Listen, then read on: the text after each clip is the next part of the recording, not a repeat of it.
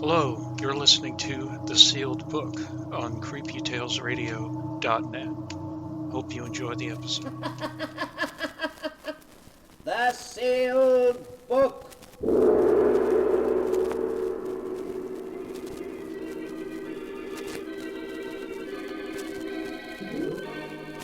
Once again, the keeper of the book is ready to open the ponderous volume in which is recorded all the secrets and mysteries of mankind through the ages.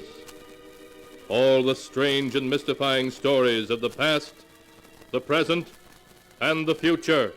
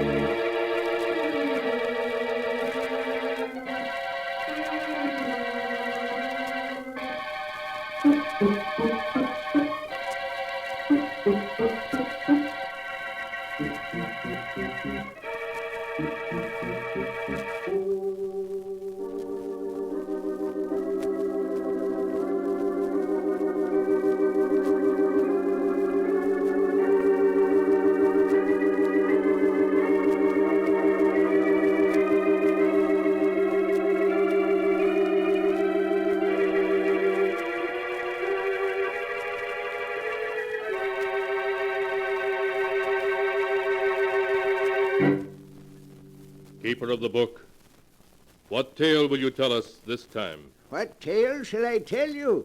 I have tales here of every kind.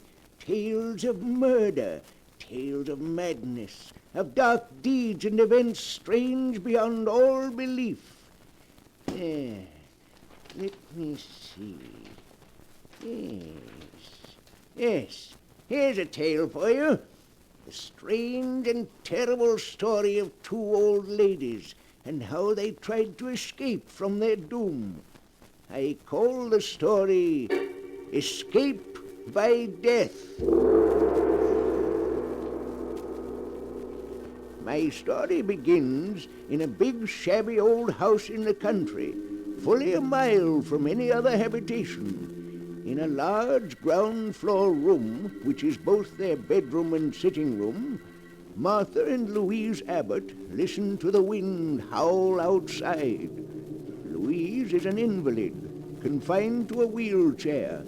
Martha, though able to walk, can only hobble a few steps at a time, so that to them the lonely house is almost like a prison. Oh, listen to that wind, Louise.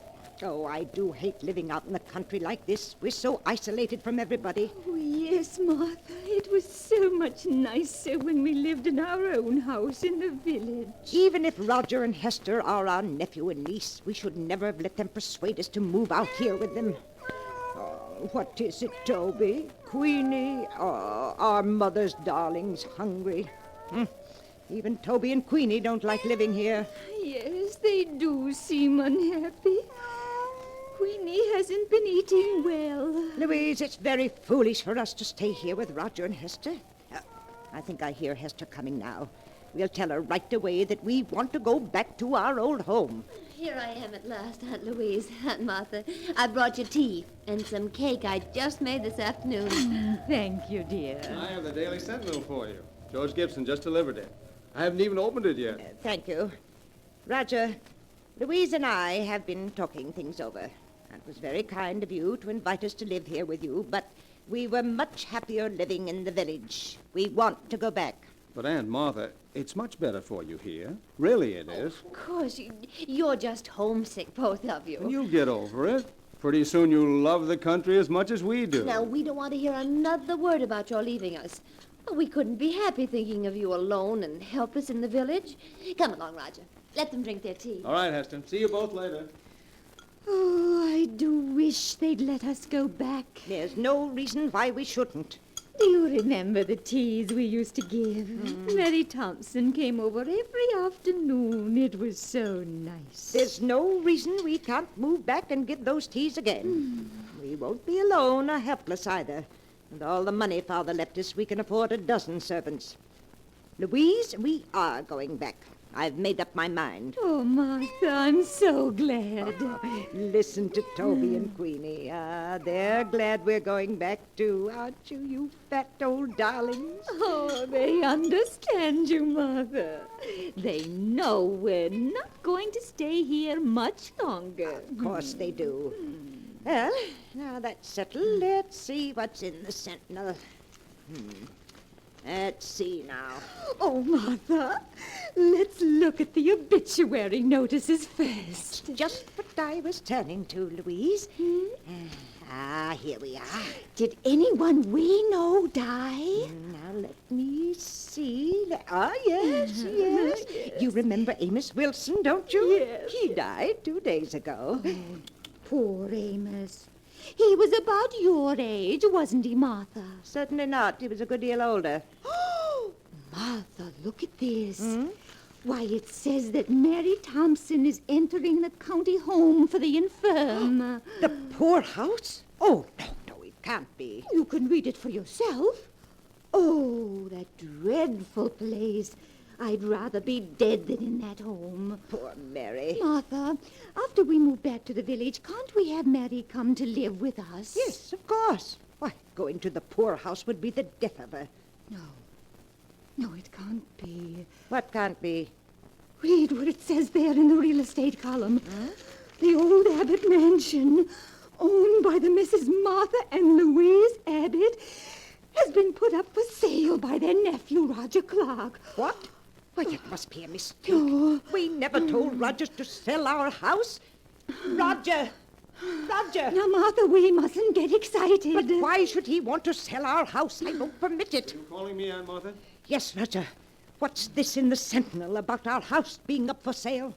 Oh, is it in the Sentinel?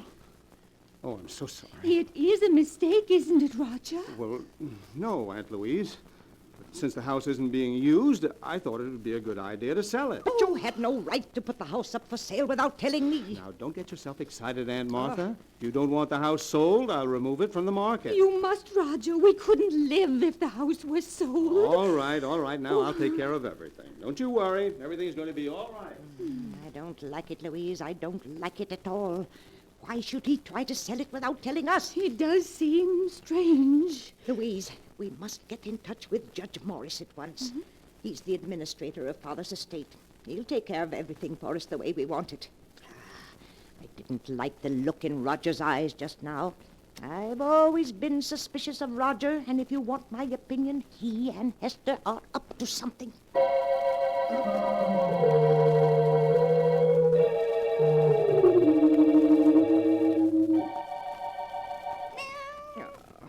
Is Mother's beautiful Queenie hungry?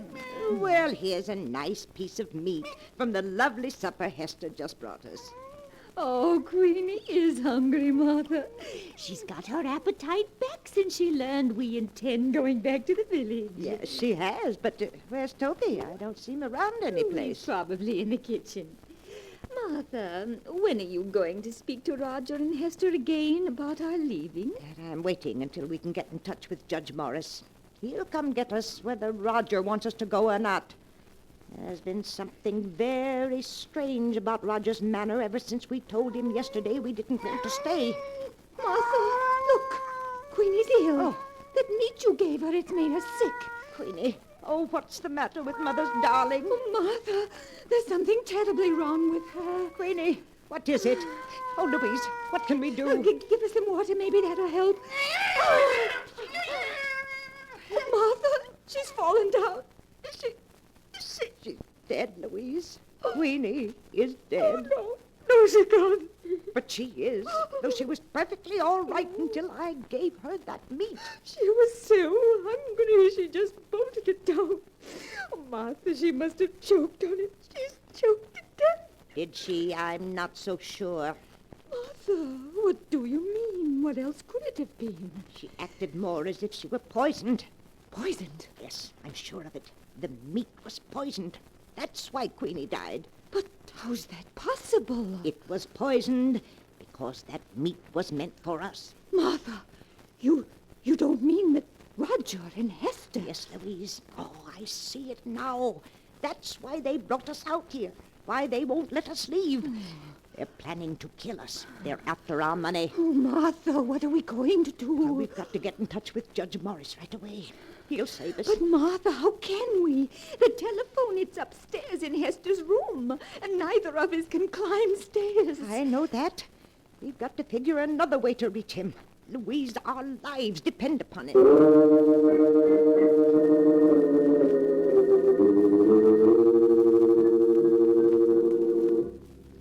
All that night, the two old ladies, terror in their hearts, tossed and turned in an effort to think of a way of escape from the horrible trap in which they found themselves.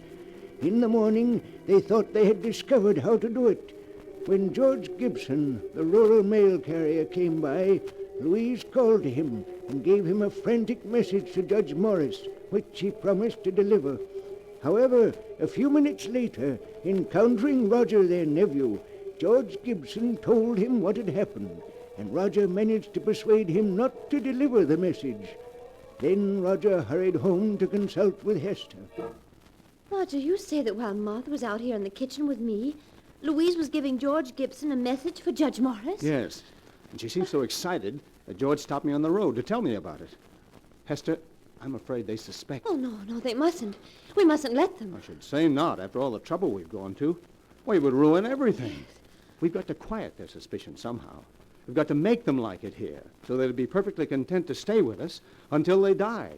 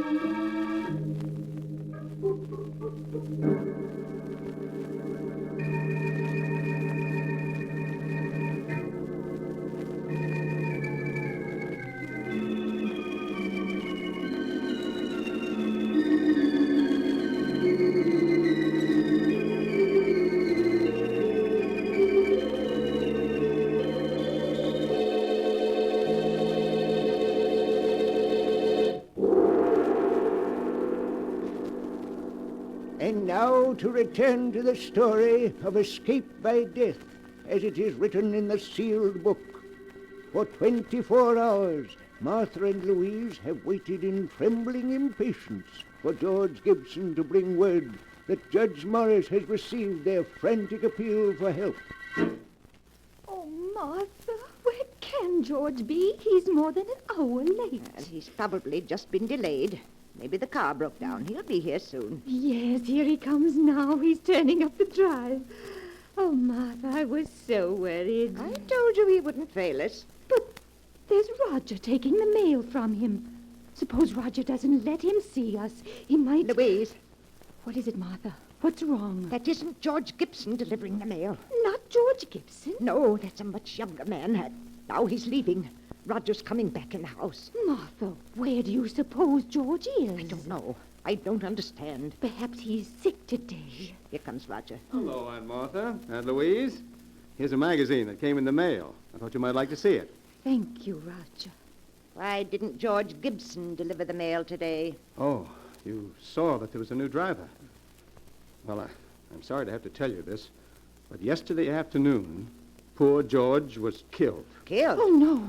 He had a bad accident as he was returning to the village. An accident? Yes, I'd rather not talk about it anymore now. It'll just upset you. Hester will bring you some supper soon. Poor George. Well, that means Judge Morris didn't get our message. Oh, Martha. Don't you see, Louise? That wasn't any accident. George was killed to keep him from going to Judge Morris.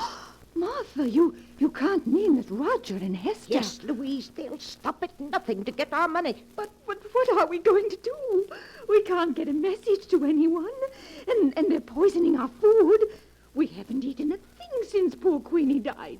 We can't go on throwing the food away or we'll starve. There's only one thing to do. Toby must sample our food. You mean to see if it's poison? Yes, it's dreadful having to risk poor Toby's life, but it's the only thing we can do.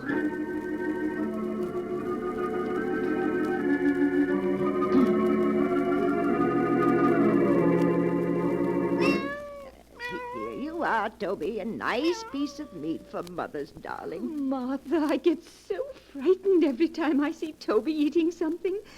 I keep remembering Queenie, the dreadful way she died. Now, Louise, we mustn't think of that. Here, Toby, dear. Martha, why are you feeding Toby? Well, he gets plenty to eat in the kitchen. He'll die of overeating if you aren't careful. I've always fed Toby from my own plate. He expects it. But, Aunt Martha, if you feed that meat to the cat, there won't be enough for you. No. And if you're to get well, you need all that food.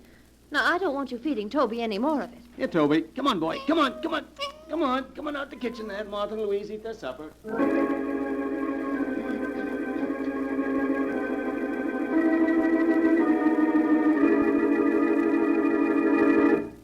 Here you are, Aunt Martha. Aunt Louise, I've bought you your lunch. Doesn't it look good? Yes, Hester, it's very nice. Here, Toby. Here, kitty, kitty, kitty.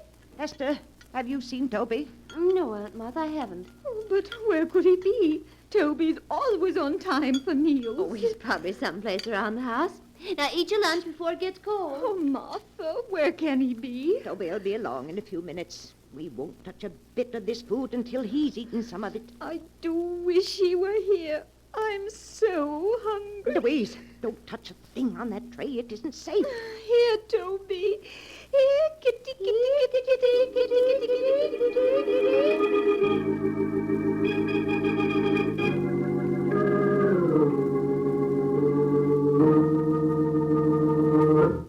Good evening, Aunt Martha. Aunt Louise, how are you? Good evening, Roger. I have supper here for you, too.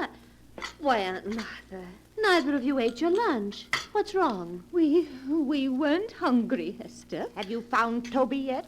No, I've looked everywhere for him, but he seems to have disappeared. Oh, no. Now, you mustn't worry. I'm sure he'll turn up all right. Aunt Martha, you and Aunt Louise can't afford to miss meals in your state of health. Certainly not. Now, we want you to eat everything that Hester's brought you. Mm-hmm. You'll make us very unhappy if you don't. Now, please eat it while it's hot. Come along, Roger. I'll get you your supper. All right, dear. Did you hear what she said about Toby, Louise? Yes, he's vanished. Nonsense. They've killed him. You saw how angry they were last night when we fed Toby from our plates. They've killed him so he won't spoil their plans. Oh, Martha, what are we going to do? I'm so hungry that my head spins and I'm dizzy. I know, Louise. So am I. Oh, I hate them. I hate them. We're leaving them our money and our wills. They'll get it soon enough. Why must they kill us? Because they're nothing but common murderers. I distrusted Roger from the minute Hester first brought him to our house. Yes, it's his fault. He's changed, Hester. She used to be such a sweet girl. Oh, if there was only some way to get word to the village, or to bring somebody here to help us. Louise, I have an idea. What is it, Martha? There's one way to bring people here. What, Martha? If we were to set fire to the house, somebody would be sure to see the flames. Yes, of course. And then the fire company would come out. Then we'd be able to tell them we'd be saved. Oh, but Martha, Hester and Roger would put out the fire before it could get big enough to be seen. Louise, I know a way we can prevent them from putting out the fire. You do? Yes, we can save ourselves, Louise. We can save ourselves.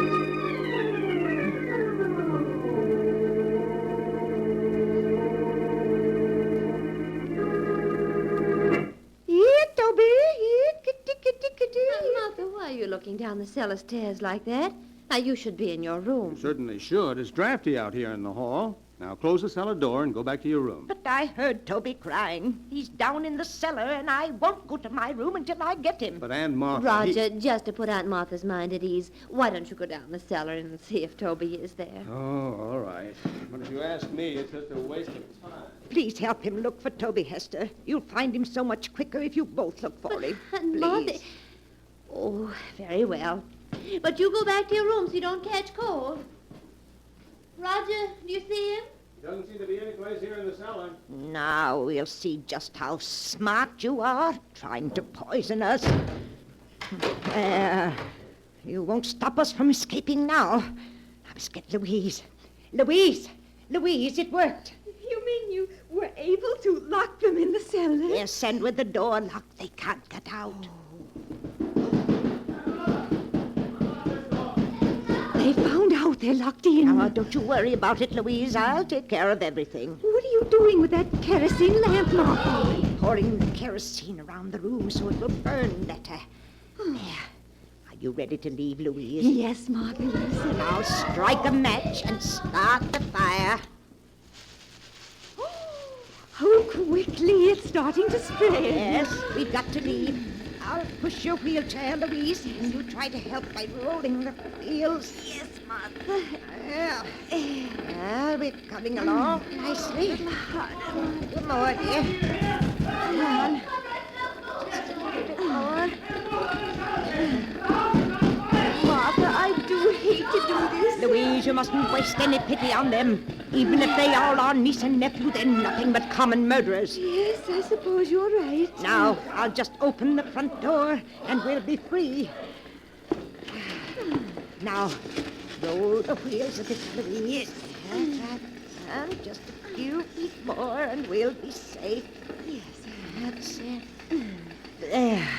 Now we're far enough away from the house to be perfectly safe. Oh, my. The whole house is on fire.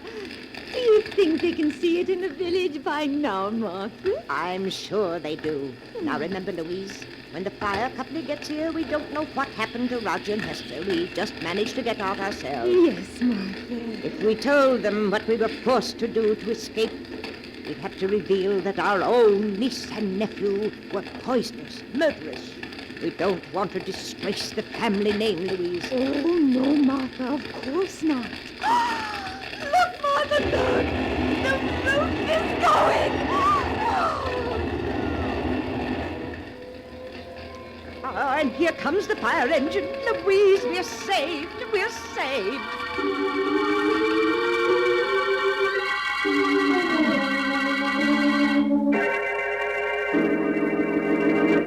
Good morning, Judge Morris. Good morning, Miss Martha, Miss Louise.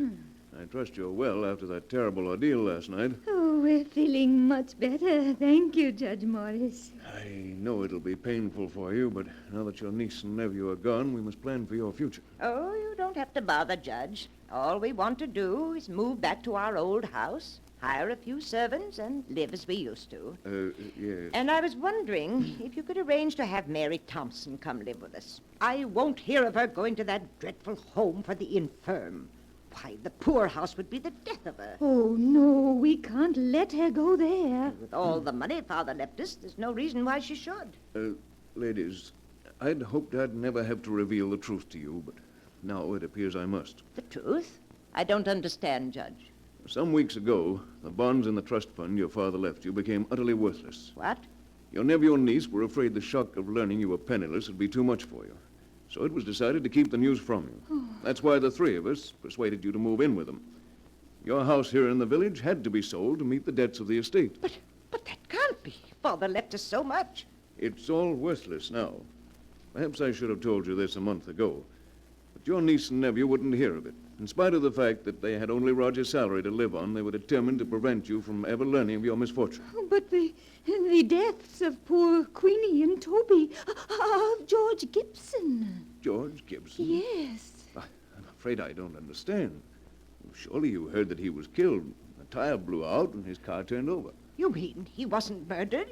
Certainly not. Oh, You feeling well? Has my news been too much for you? no. Well, now that your niece and nephew are gone, there's no one to support you, I'm afraid there's only one thing left.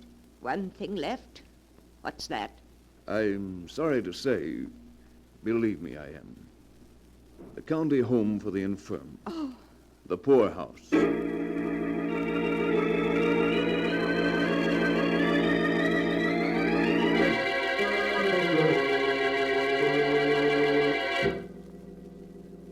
And that is the tale of escape by death, as it is written in the sealed book. Louise and Martha, because they could not believe that the death of their cat was an accident, convinced themselves that they were in danger of being killed, and in their frantic efforts to escape, ruthlessly destroyed their only protectors. Strange are the ways in which fate plays tricks on mere mortals. But the sound of the great gong tells me it's time to close the sealed book once more. One moment, keeper of the book. What story from the sealed book will you tell us next time? Next time?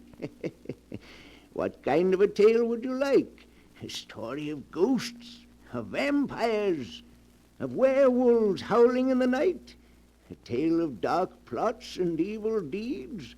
Of a strange fate overtaking the guilty? Let me see. I'll find one for you in just a moment.